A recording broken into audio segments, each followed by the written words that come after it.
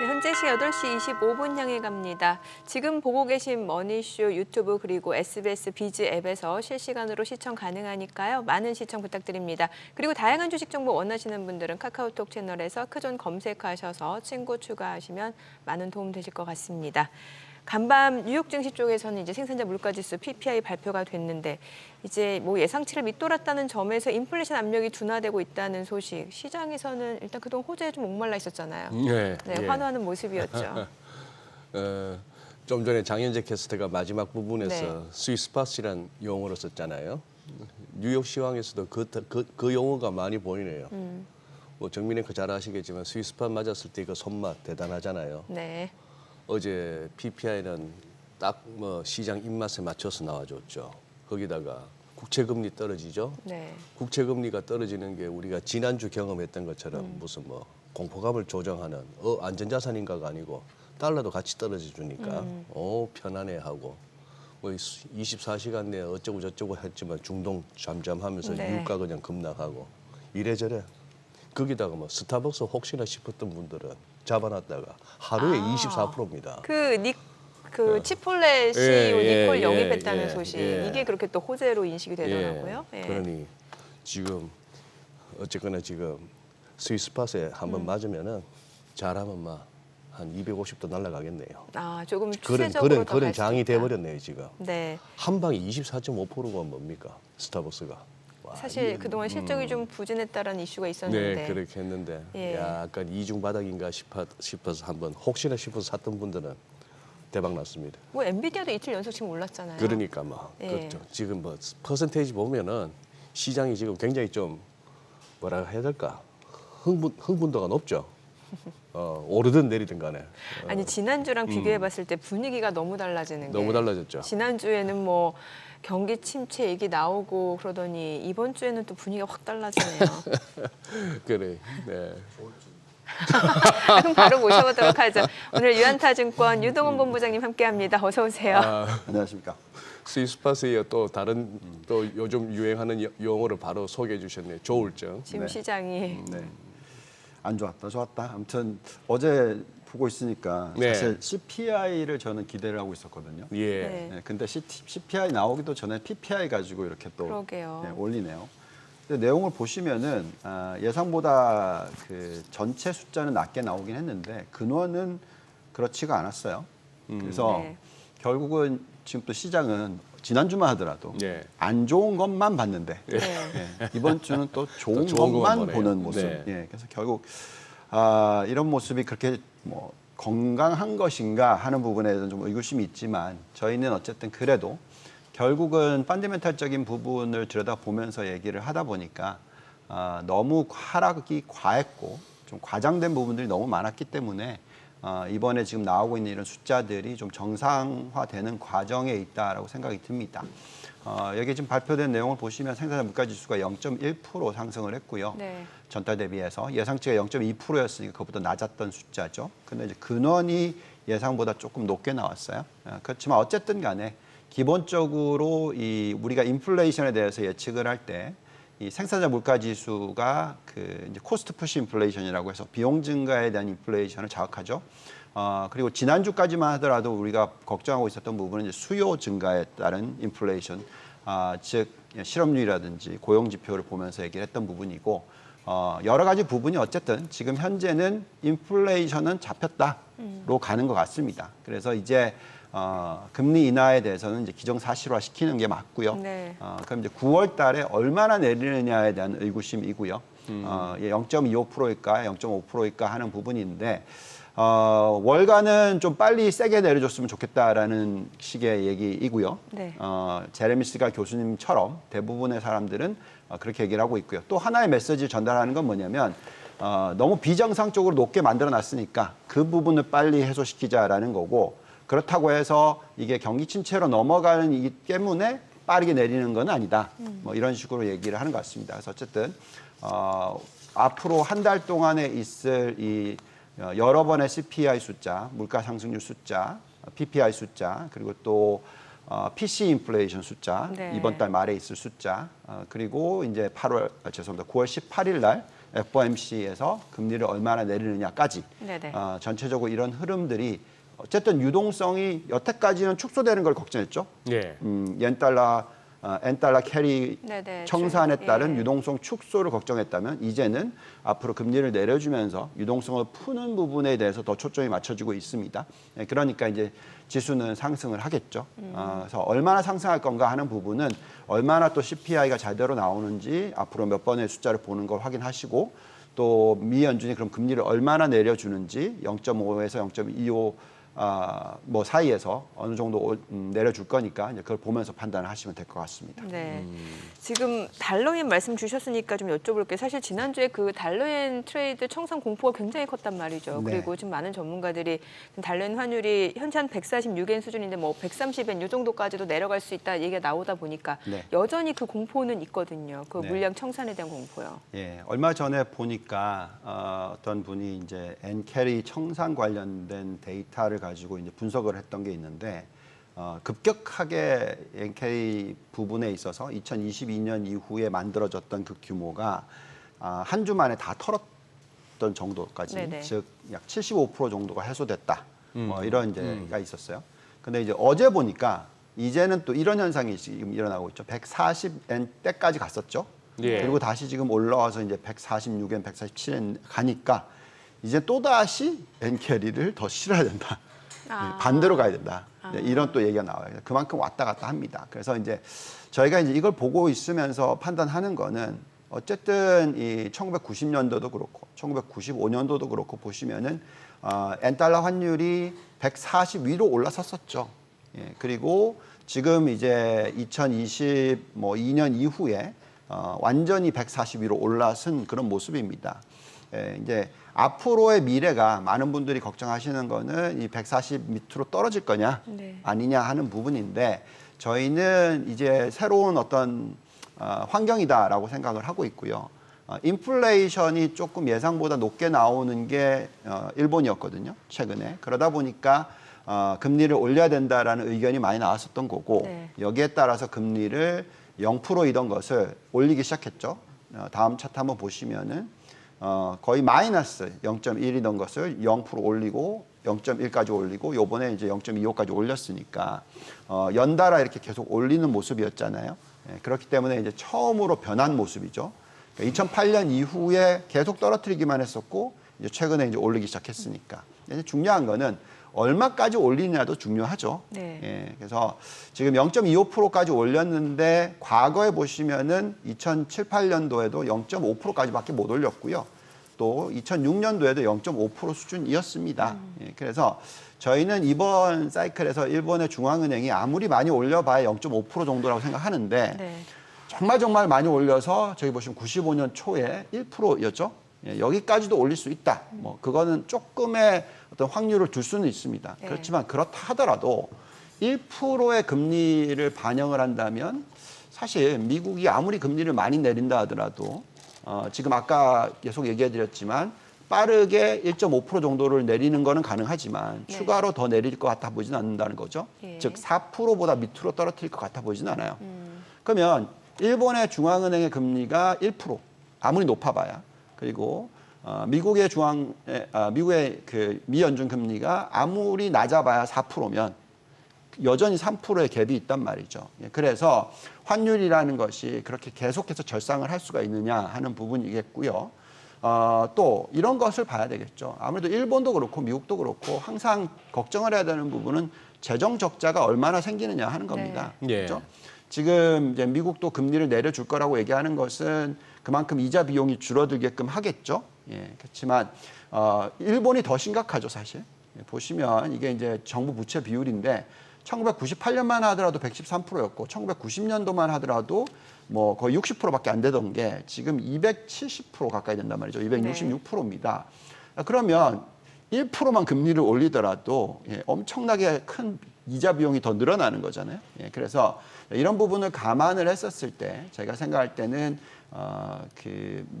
일본의 중앙은행이 금리를 아무리 많이 올려봐야 1%다.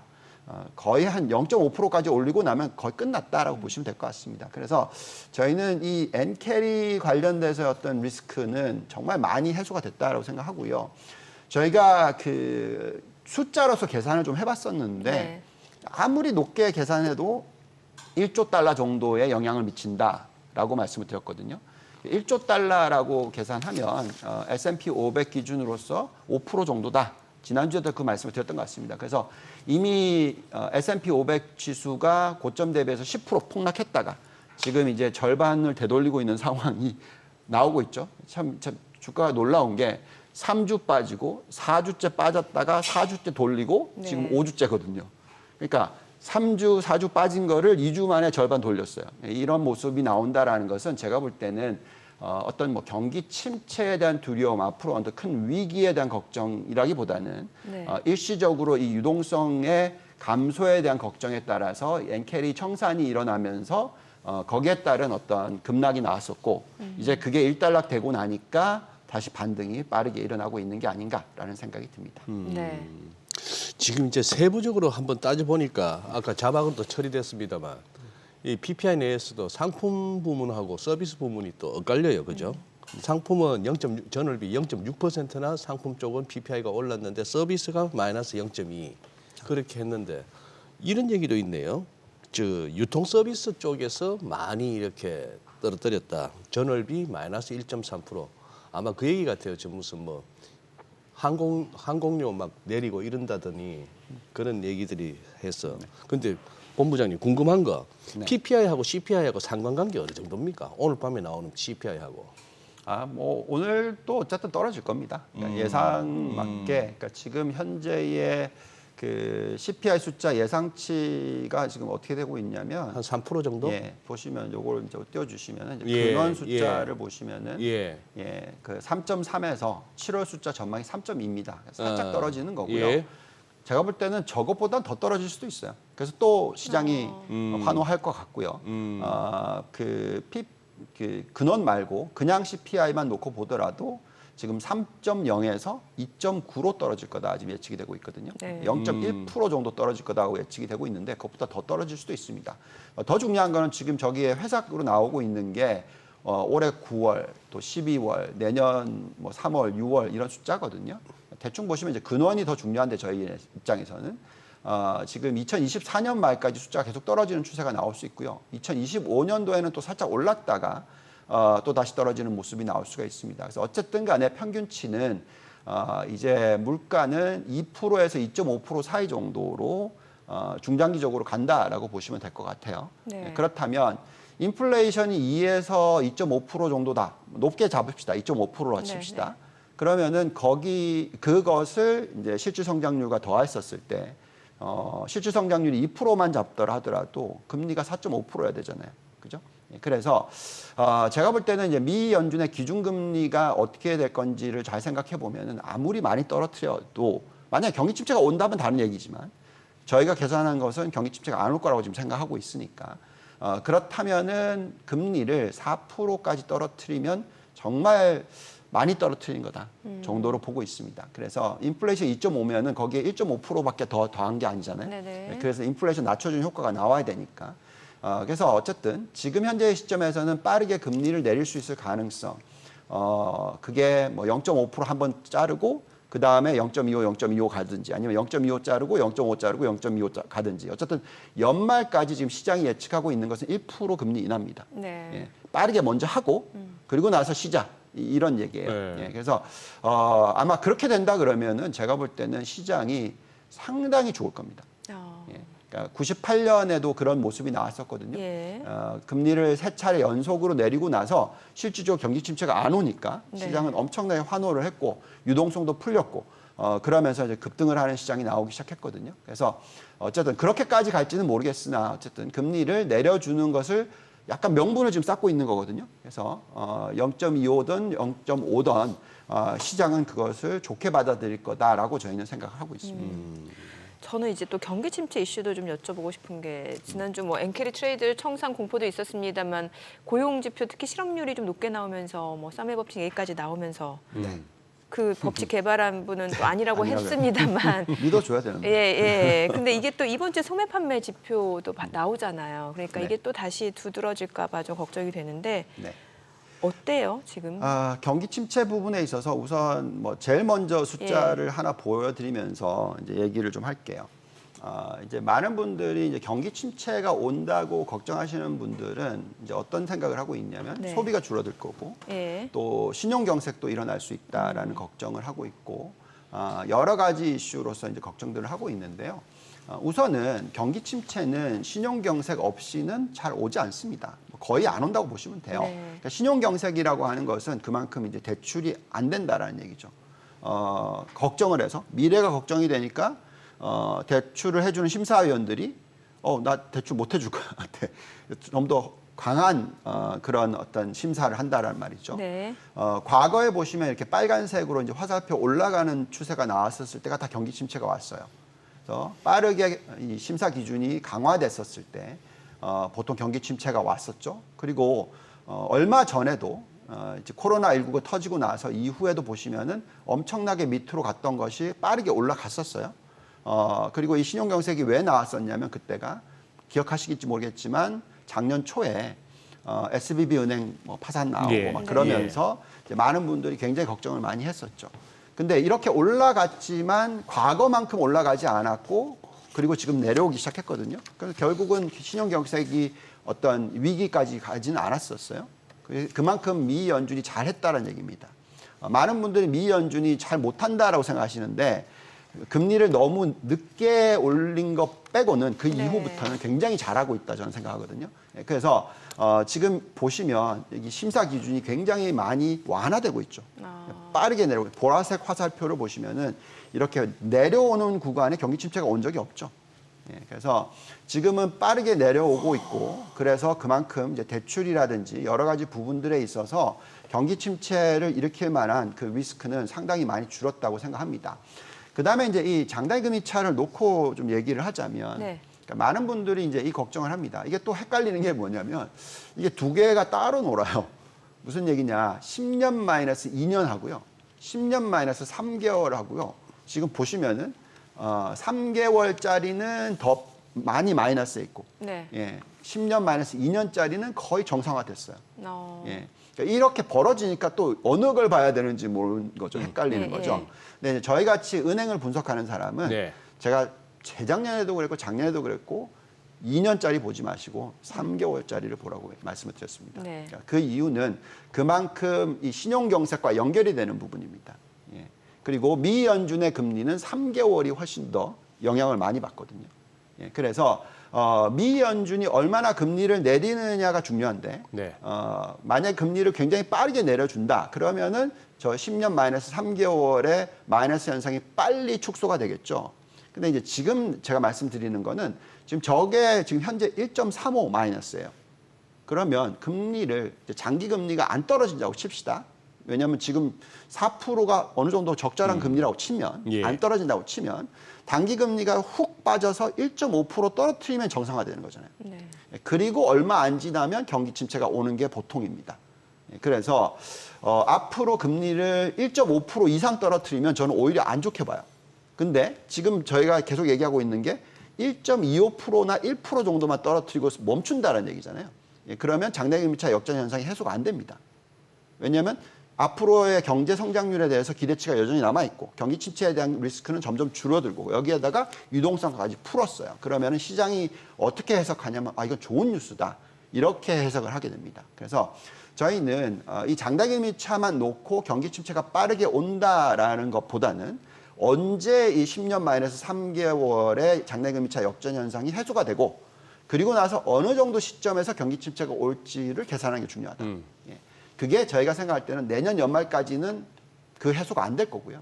아무리 뭐 봐도 그리고 내후년까지도 갈 수 있다. 이 정도로 보고 있어요. 네. 그래서 2026년에 저희는 어떤 좀 걱정을 많이 하고 있는데 올해 대선도 있고 여러 가지 이슈로 놓고 봤었을 때 경기 침체에 대한 두려움은 좀 많이 내려놓는 게 좋지 않겠냐라고 계속 말씀을 드리고 있습니다. 야, 이제 예상 체결 지수 보니까 마침내 지난 그 8월 2일 날 금요일 날 저점 어제도 말씀드렸습니다만 네. 외우기 쉬운 숫자 2666 그거 갭 채우는 날인가 싶기도 하네요.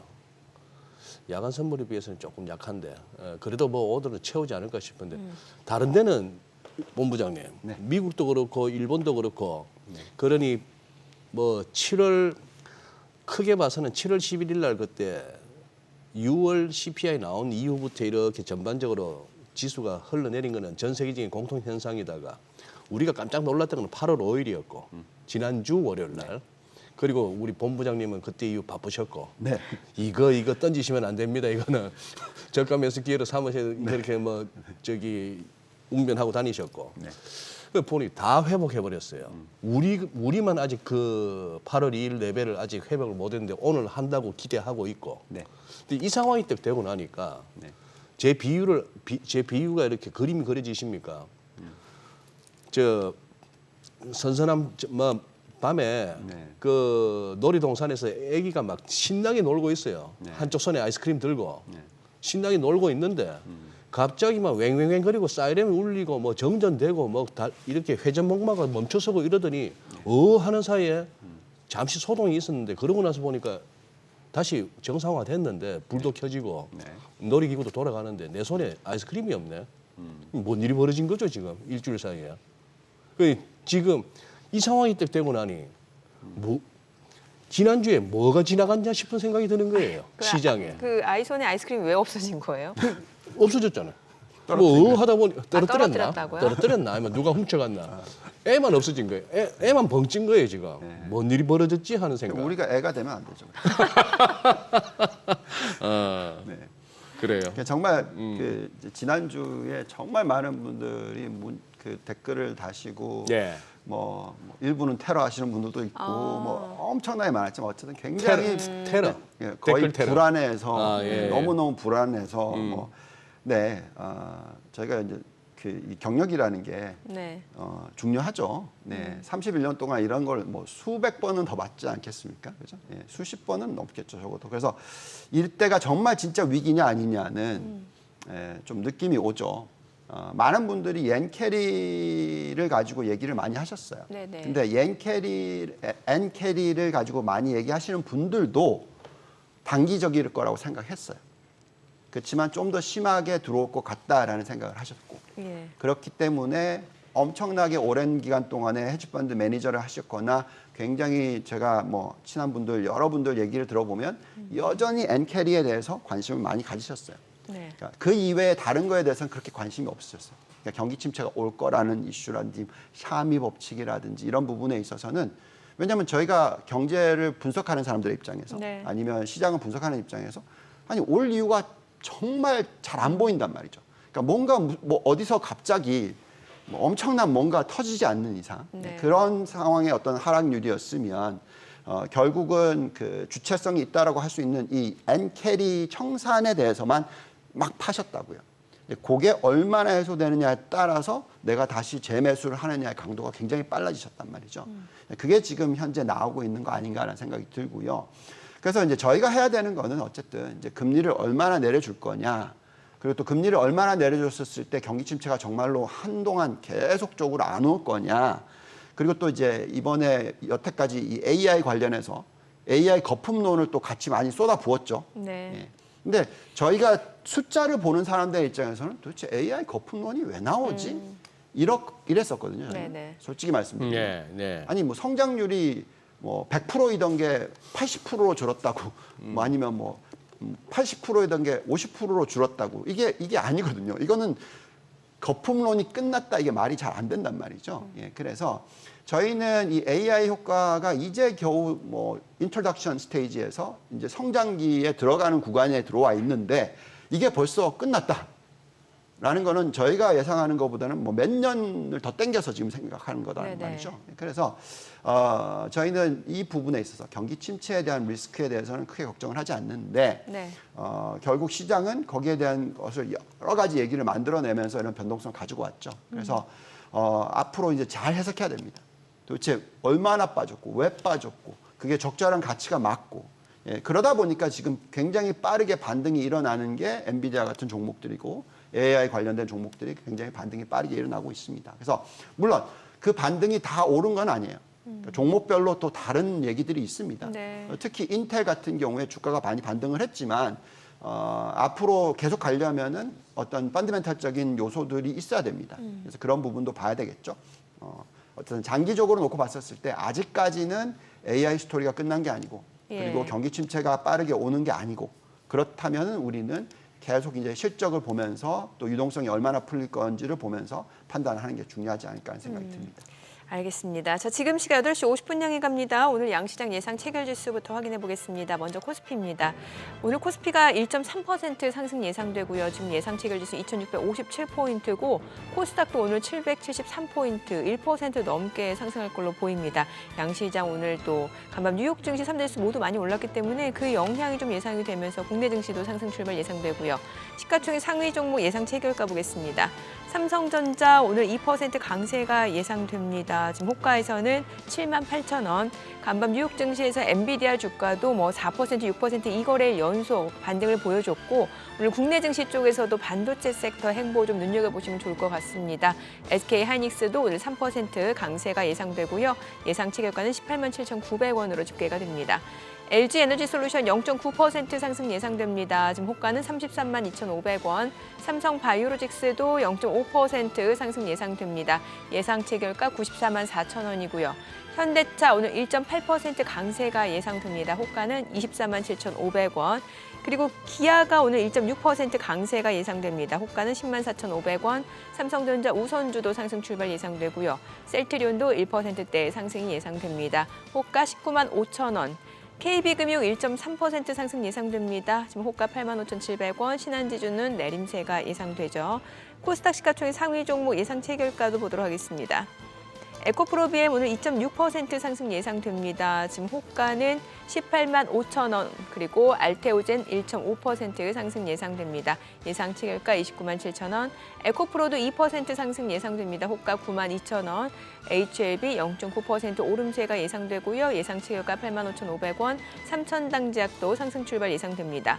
셀트리온제약 지금 호가에서는 보합권 예상되고요. 엔캠 0.6% 상승 예상됩니다. 호가는 168,000원, 리가캠바이오 휴젤 강보합권 예상되고 각각 호가는 92,500원, 258,000원이고요. 리노공업 오늘 3.6% 강세가 예상되죠. 호가는 213,000원으로 집계가 됩니다. 자, 이제 개장까지 8분 남았는데 자, 오늘 보니까 지금 호가 흐름만 놓고 봤을 때는 반도체 섹터가 또 시장 상승을 이끌지 않을까라는 기대가 모아지네요. 네, 그렇죠. 네, 뭐 뉴욕에서 반도체 쪽 홀홀 날았지 않습니까? 그렇죠. 예, 우리 못 가면 우리가 진짜 너무 바보죠. 오늘 같은 날 못 가면은. 궁금한 거는 저기 시작했던 저 기운을 갖다가 오후까지 안 뺏겨야 되는데, 그죠? 그렇죠. 그리고 외국인이 조금 이렇게 수급 측면에서 좀 도와주고 하는 그걸 한번 기대해 보는데. 아까 얼마였죠? 하이닉스 깜빡 놓쳤네. 아, 예상 체결가 지금 188,000원이요. 역시 19만 원은 조금 이제 위에 몇 개가 막 선이 막 가로막고 있더니 19만 원. 아, 기술적으로 봤을 때요. 그래도 저 하루에 3점 몇 프로 괜찮네요. 한번 가보시죠. 그래요. 오늘은 거기다 또 딴 거 있습니까? 또 유동훈 본부장 출연한 날인데. 네. 이럴 때 저희 또 매크로 지표 좀 꼼꼼하게 체크해 보면서 예, 또 예. 불안하신 투자자분들 근데 그 엔캐리 트레이더는 너무 이렇게 뭐랄까요, 진짜 부르릉이 값이더라고요.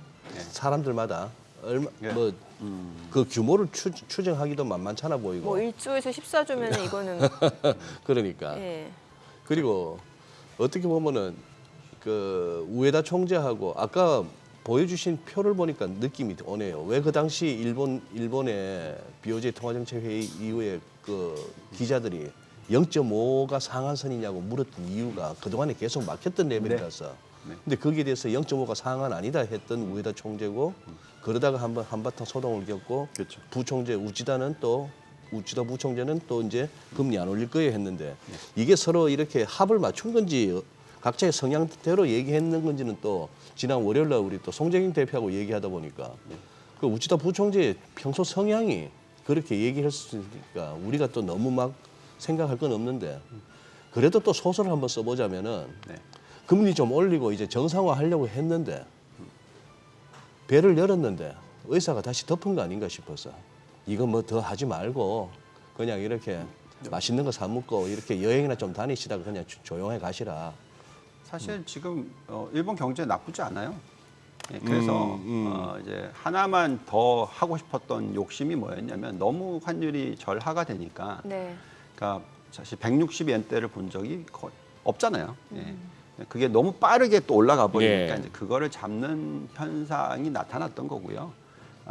실질적으로 제가 볼 때는 저 정도의 이 재정 적자 폭과 GDP 대비해서의 부채 사이즈라면은 네. 예, 뭐 1%까지 올릴 생각 전혀 없었다고 저는 생각하고요. 예. 네. 지금 현재 시점에서 0.5%, 뭐 0.75? 글쎄요. 그거는 이제 굉장히 한 번도 올린 적이 없기 때문에 네. 그러니까 과거에 1%부터 떨어뜨려서 0.5로 가고 난 이후부터는 그래서 그 선을 올릴까 하는 부분에 있어서는 뭔가 의미가 있는 게 있어야 돼요.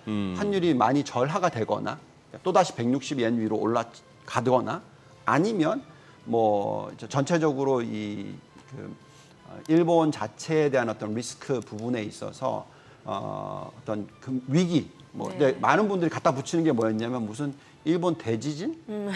네, 그러면서 이제 뭔가 과거에 없었던 일을 갖다 붙이면서 얘기를 하는 거거든요. 네네. 네, 그래서 제가 볼 때는 지금 현재 이거는 너무 오바를 했다라고밖에 생각이 안 듭니다. 물론 계속해서 지금 BOJ 부총재 얘기하는 게 뭐 경계심 갖고 적절한 대응할 거다라고 얘기하겠지만 뭐 사실 일본은 상당히 만족스러울 거예요. 네. 현재 시점에서 경제 성장률도 그렇고 주식 시장도 그렇고 근데 갑자기 일시적으로 13%훅 빠져버리니까 요거 지금 빠르게 되돌리는 현상이 나오고 있습니다. 그래서 어떤 정책 미스가 살짝 나왔었는데 네. 그게 이제 정상화되는 과정이다라고 생각을 하고 있고요. 사실 이거는 그것보다는 저희가 생각할 때 가장 중요한 포인트는 사실 미국입니다. 미국. 네네. 그죠? 예, 미국이 얼마나 경제가 안 좋아지느냐. 미국이 얼마나 지금 앞으로 경제 성장률이 떨어지면서 경기 침체로 가느냐. 네. 아니면 그게 아니라 실질적으로 경제 성장률이 굉장히 안정적이냐. 뭐 이런 것들을 봐야 돼요. 근데 시장은 헷갈렸던 거죠. 예. 두 개가 같이 들어오니까 일본과 미국이 같이 들어오니까. 근데 이제 저희가 지금 해석하기에는 미국의 경제가 굉장히 튼튼하다. 그러니까 이런 겁니다. 미국이 계속해서 경제가 튼튼하고 이 AI 관련된 성장이 계속 일어나면, 네. 그죠? 지금 일본도 요걸 쫓아가고 있잖아요. 거의 일본은 미국에 딱 달라붙어 있단 말이죠. 그러면서 지금 엄청나게 지금 많은 수혜를 얻어왔고 사실 주식시장도 나쁘지 않았어요.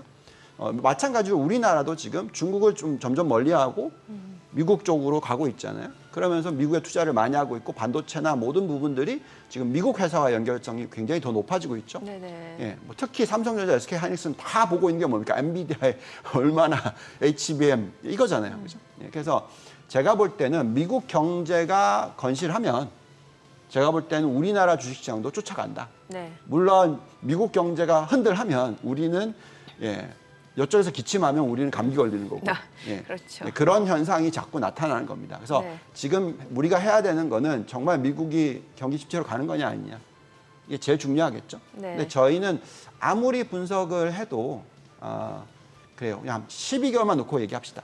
12개월 안에 경기 침체를 올 확률은 정말 거의 제가 볼 때는 없다. 네. 그 정도까지 생각합니다. 그래서 그렇다면 앞으로 12개월 동안에 미국 증시가 또는 미국 경제가 어떤 네. 숫자가 나올 거냐라는 걸 생각했었을 때 우리나라 시장도 마냥 빠져서 뭐 누가 뭐 2천 깨진다 뭐 이런 얘기도 하는 것 같던데 제가 볼 때는 그건 좀 너무 황당스럽고요. 네. 당황스럽고 어쨌든 미국을 좀 쫓아갈 거다 생각하고 지금은 어쨌든 간에 미국의 경제에 대해서 자세하게 분석을 해야 될 것 같습니다. 지금 9월 달 미 연준 금리 인하 가능성 50bp 가능성이 좀 높아졌잖아요. 근데 이제 본부장님 많이 인하해도 뭐 지금 4% 정도까지밖에 안 내려온다라는 말씀 지금 주셨으니까. 5.5니까 네, 5.25에서 4%까지면 1.25에서 1.5% 그렇죠. 정도를 예. 짜내는 거죠. 예. 근데 이제 말씀드리는 거는 그걸 빨리 했다고 해서 네네. 그게 이제 무조건 그만큼 더 많이 계속 그 속도로 떨어뜨릴 만큼 경제가 안 좋은 거냐 그게 아니라 인플레이션 이미 잡혔기 때문에 네네. 오랫동안 훨씬 예상보다 더 높은 숫자로 올려놨으니 그죠? 그거를 해소하는 거다라는 네. 거죠. 그래서 0.25를 자를지 0.5를 자를지 어쨌든 모르겠으나 예. 앞으로 내년 말까지는 네.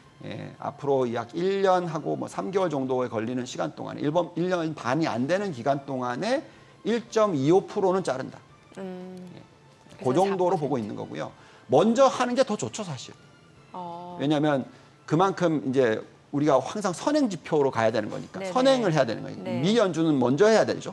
예, 기다렸다 하는 게 그래서 지난 실기 얘기 나오고 그랬었죠. 그렇죠. 예. 지금은 제가 볼 때는 빨리 자르고 네. 그리고 멈춰놓고 기다려 보는 게 더 낫다. 예, 그래서 이번에 0.5를 할 수도 있고 예. 0.25를 할 수도 있고 그렇지만 어쨌든 올해 연말까지는 0.75는 한다 정도로 보고 있습니다.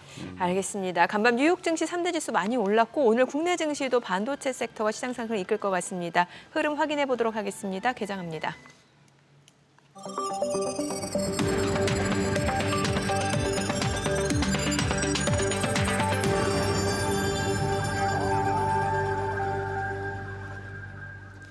네, 8월 14일 수요일 국내 증시 개장했습니다. 간밤 미국 쪽에서는 이제 기다리던 지표 생산자 물가지수 PPI가 발표가 됐습니다. 소비자 물가지수 CPI 발표에 앞서서 이제 발표가 되는 지표인데 시장 예상치를 밑돌았다는 측면에서 인플레이션 압력이 둔화됐다.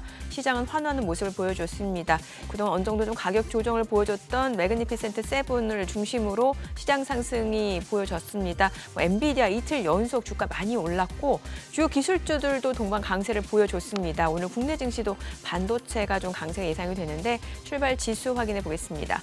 코스피가 1% 올라갑니다. 2,651포인트, 코스닥도 1.3% 상승합니다. 775포인트입니다. 시가총액 상위 종목 시초가 보겠습니다.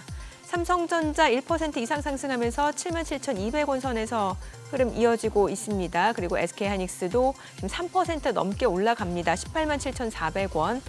LG 에너지솔루션도 1.37% 상승합니다. 33만 4천 원이고요. 삼성 바이오로직스는 보합이네요.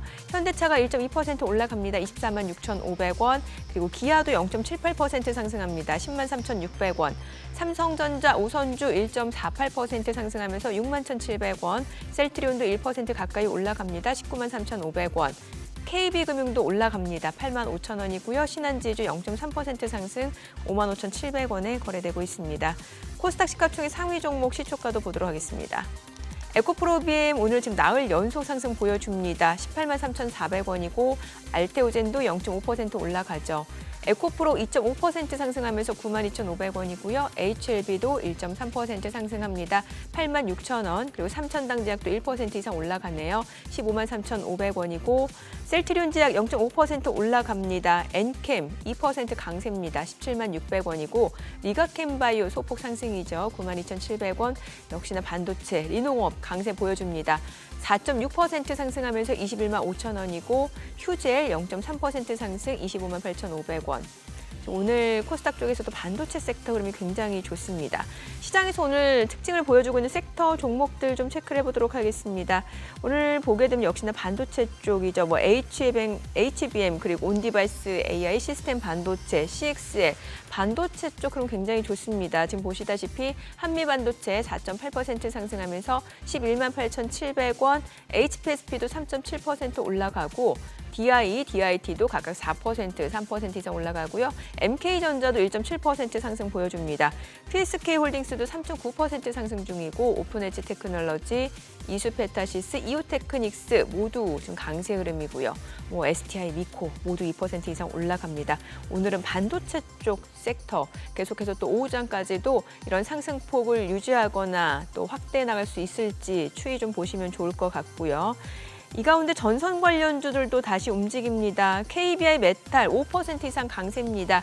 2,870원 선으로 흐름이 이어지고 있고 일진전기도 5% 이상 상승 중이고요. 재룡전기, 대원전선도 각각 3% 안팎으로 흐름이 이어집니다. 대한전선 1.5% 상승, 가운전선도 2.3% 상승 중이고요. LS에코에너지도 2.5% 상승하면서 지금 28,300원. LS 일렉트릭 같은 경우는 이제 MSCI 편입 어제 저희가 말씀드렸죠. 확정이 됐고 4.58% 상승하면서 17만 6천 원에 거래되고 있습니다. LS 그룹주도 오늘 흐름 다 좋네요. 오늘 뭐 반도체 전선 관련주 흐름 좋고. 그리고 화이자 관련주들 내에서는 그린생명과학이 지금 15% 급등하고요. 3,190원. 그리고 서울제약, 파미셀도 8%, 3% 강세입니다. 지금 보시다시피 서울제약, 그린생명과학 상승세가 두드러지고 있는 상황이고요. 제주반도체는 온디바이스 AI 쪽도 엮여 있는 종목인데 오늘 2.9% 상승합니다. 14,600원에 거래되고 있는 상황이고요. 그 밖에는 지금 뭐 리튬 관련주들도 흐름이 좋습니다. 리튬 관련주 내에서는 뭐 세비캠 3.9% 상승 26,950원, 포스코홀딩스, 지오릿 에너지도 상승 보여주고 있고요. 하이드로 리튬도 2% 올라갑니다. 이녹스도 1.9% 상승, 미래나노텍, 유일에너테크도 16%, 8% 강세 흐름 이어지고 있는 상황입니다. 미래나노텍이 지금 두 자릿수의 상승률을 보여주고 있고 윤성 FNC, 첨보도 2% 안팎으로 상승세가 이어지고 있습니다. 코스모화학, 강원에너지도 3% 이상 올라갑니다. 리튬 관련주들 흐름 좋네요. 지금 시각 9시 5분 향해 갑니다. 오늘 수급 상황 좀 체크해 보도록 하겠습니다. 오늘 유가증권 시장에서는 지금 개인 투자자 순매수 보여줍니다. 524억 원 매수 우위고 외국인과 기관은 각각 170억 원, 369억 원 매도 우위입니다. 코스닥에서는 지금 개인 투자자가 88억 원 순매수, 기관 4억 원 매수 우위, 외국인은 82억 원 매도 우위를 나타내고 있습니다. 자, 오늘 환율 좀 보도록 하겠습니다. 지금 달러 환율 어제 정규장 마감 대비로는 7원 40전 하락한 1,363원에 개장이 됐습니다. 환율 좀 많이 떨어지네요. 네, 예. 어제 뭐 달러가 조금 많이 네. 밀리더라고요. 그런 상황인데 뭐 유로도 탁 양봉이 나오고 파운드도 같이 강해지고 달러엔도 같이 밀리다 보니 무슨 달러엔에만 보던 시선에서 그냥 달러 약세 쪽으로 네. 시선을 갖는데 아직까지 진짜 추세적인 달러 약세를 하려면은 여기서 조금 더 확실한 또 밀려주는 게 나와야 될 것 같고 그런데 생각보다 약한데요.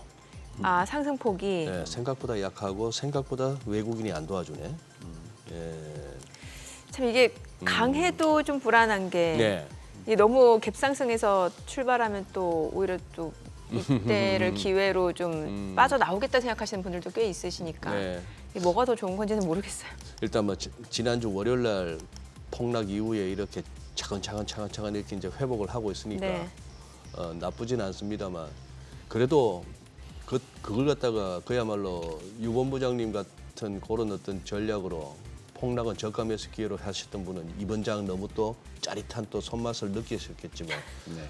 대부분의 개인 투자들이라면 그때 어떻게 보면 7월 중순 이후에 이 흘러내리다가 갑자기 8월 올라 쿵 했을 때 이 충격을 아직까지 이제 소화해내는 과정이라 봐야 될 거 아니겠습니까? 아직 완전히 회복도 안 됐고 그때 터신 분들이 많죠.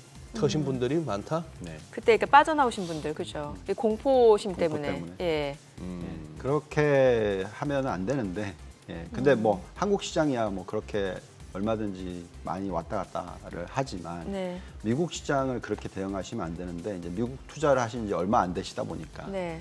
예, 공포심에 빠져가지고 뒤늦게 예, 들어가신 분들. 그래서 이제 훅 빠지니까 던지고 뭐 이런 현상이 일어났단 말이죠. 뭐 특히 간단하게 얘기하면 엔비디아의 주가가 140달러까지 갔던 게 90달러까지 빠졌단 말이죠. 그때가 지금 보면 매수 기회였던 그렇죠. 거고. 예, 예. 그래서 그런 정도의 변동성이 있으니까 막 뭐 걱정하고 망한 것 같아 보이고 뭐 계속 또 나온 뉴스를 보면은 AI 거품론에 이게 끝났다 뭐 이러니까 이제 막 사람들이 패닉을 하는 거예요. 네. 그래서 이렇게 휘둘리면 안 됩니다. 미국 시장은 예, 지난 30년을 놓고 보면 예, 샀다 팔았다 하는 순간에 내 장기적인 복리 수익률이 절반 이하로 떨어진다. 예, 그냥 그러면 꾸준히 미국 재벌 연예인 걱정은 할 필요가 없는 거예요? 예, 그런 거죠. 아. 그냥 근데 어떻게 보면 또 역으로 말이죠. 140불 근방에서는 매수를 부추기지 않거나 매수 당하지 않아야 하는 것도 중요해요. 맞아요. 그 과열된 상태, 너무 급하게 올라온 상태에서도 들어갔기 때문에 그걸 못 견디는 거 아닙니까? 좀 쌀 때 들어갈 생각을 좀 하셔야 되는데 네. 또 역으로 그때는 또 온통 또 엔비디아 얘기만 해요. 아침부터 저녁까지 매체마다 왜냐면 스탁 유튜브만. 스플릿을 했기 때문에. 응? 그러니까 그 액면 분할이라고 해야 되나요? 아무튼 뭐 주가를 이제 10분의 1 했잖아요. 그러니까 그렇다 보니까 이제 사람들이 자꾸 뉴스에 휘둘리시면 안 된다.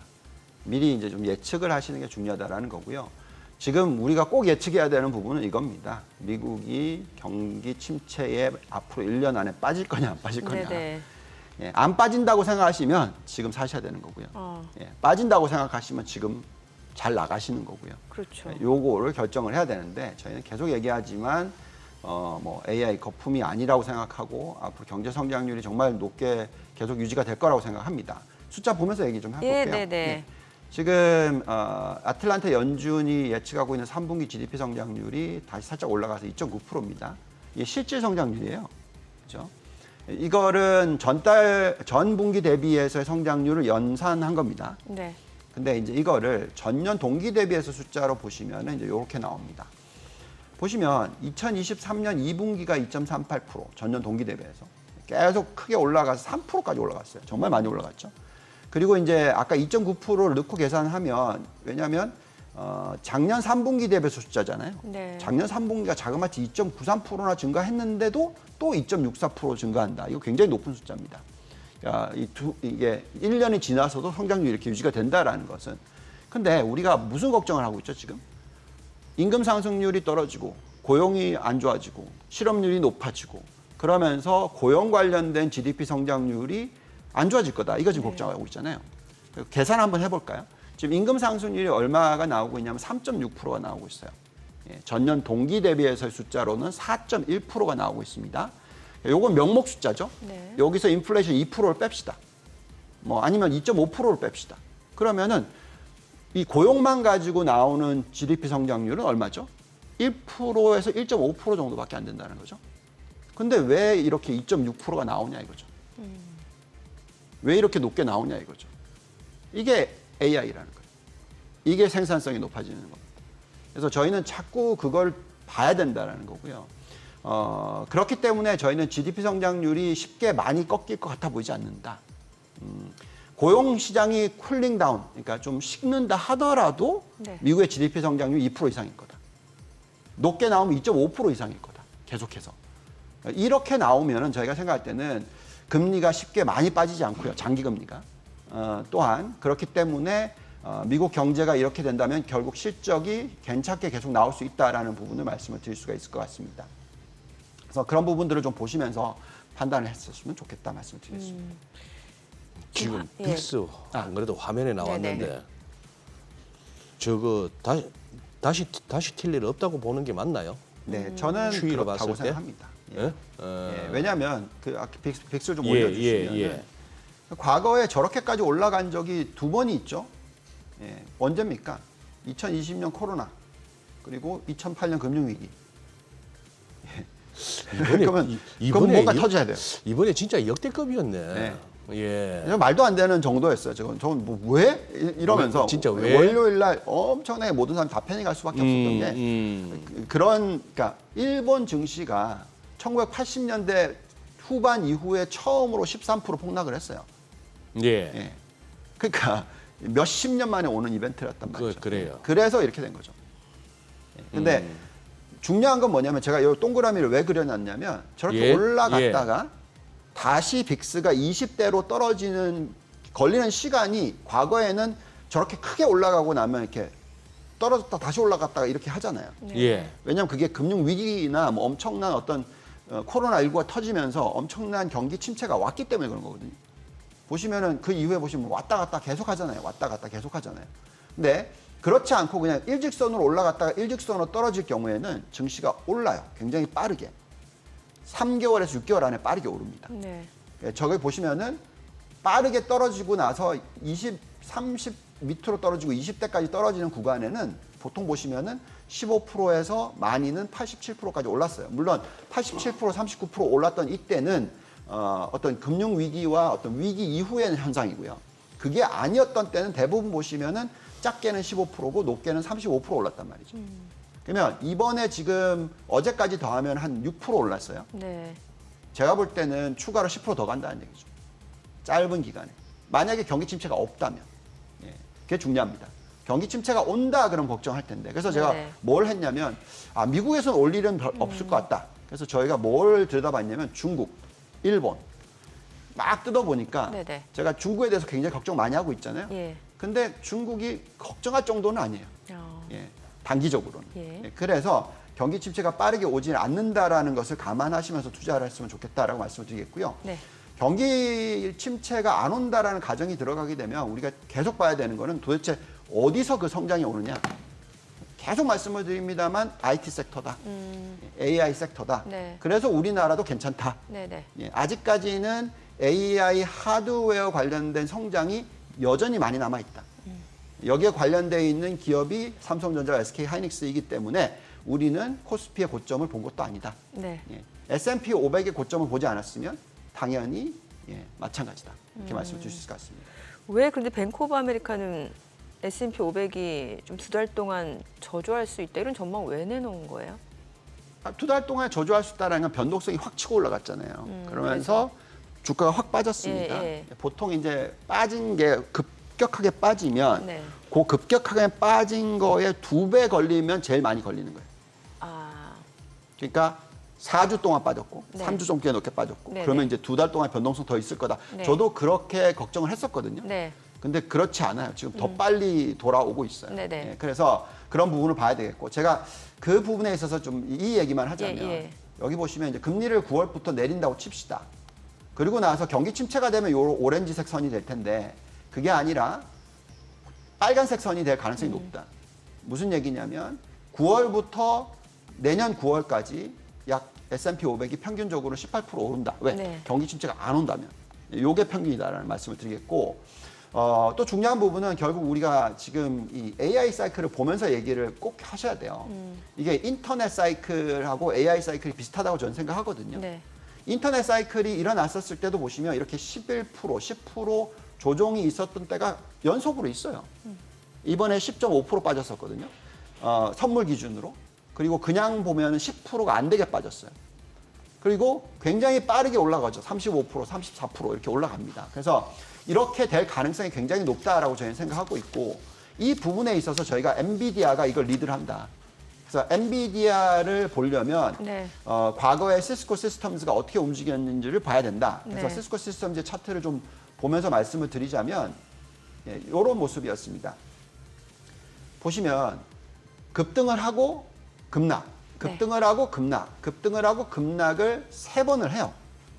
그러면서 처음에는 29% 하락했고 그 다음에 40% 하락했고 세 번째에 40% 또 하락했어요. 크죠? 이번에 아까 엔비디아가 얼마나 빠졌다 그랬죠? 35.6% 빠졌습니다. 네. 예. 만약에 이 스토리가 여전하다 그러면 전고점 뚫고 올라간다는 얘기죠. 전고점을 뚫고 올라간다는 얘기는 우리나라도 뭐 쫓아갈 수 있다라는 부분이죠. 그래서 계속 지켜봐야 되는 건 이 AI 사이클입니다. 네. 뭐 많은 분들이 거품이다 아니다 얘기를 자꾸 하는데 그 부분은 결국 기업 실적이 얘기해 줄 거예요. 중요한 포인트는 엔비디아의 실적과 델의 실적이 이번 달 말에 나옵니다. 네네. 이게 도대체 어느 정도 우리가 와 있는지를 가늠해 줄 겁니다. 근데 제가 판단하기에는 그 가늠했던 결과값은 어떻게 될 거냐면 이제 성숙기에 접어드는구나 정도로 판단이 된다면 앞으로 갈 길이 멀다라고 말씀을 드리겠습니다. 네, 알겠습니다. 오늘 내용 잘 들었습니다. 고맙습니다. 네, 감사합니다. 네, 오늘 들으신 내용과 관련해서 더 다양한 정보 원하시는 분들은 카카오톡 채널에서 크존 검색하셔서 친구 추가하시기 바랍니다. 최근 외국인 관심 있게 보는 리포트까지 확인해 보겠습니다.